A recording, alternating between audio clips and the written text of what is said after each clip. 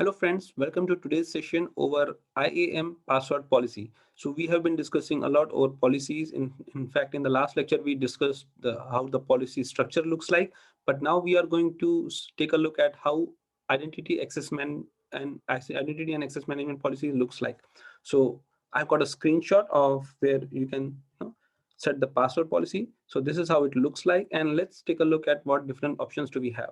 So you have an option to set the minimum password length, which by default is 6, but you can set the complexity to 8, 9, or more than that characters. So users will have to use minimum those many characters in the password.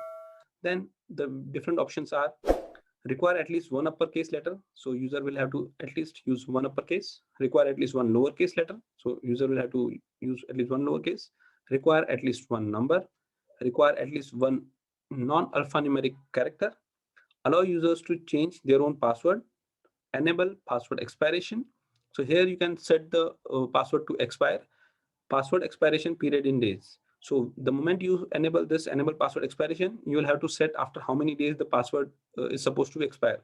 So should it be 30 days, 60 days, or 90 days? In corporates, you might have seen in most of the corporates, 60 days is a common policy that is followed, but you can keep it 30, 60, and 90 based on your requirements. So this is where you can set it. Prevent password reuse. And to ensure this, once you click prevent password use, the next thing that you will have to put is number of passwords to remember. So if you want to prevent the reuse of password, then you will have to help IAM to understand how many passwords it should remember. For example, let's say I don't want the user to use the same password that he had used in last you can say 3 months. Let's say my password policy expiration is 30 days. So in last 3 months, user might have changed. Last 90 days, user would have changed the password 3 times.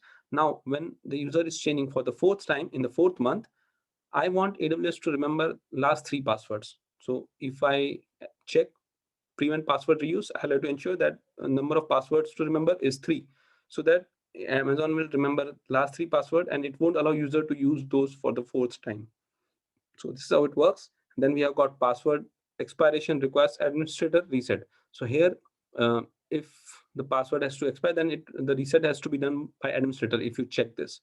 So these are different combination or sets of password policies that you can use. You can also enable all those checks. So if the policy which you want to apply, you simply need to check, just like we have checked this one, allow users to change their own password.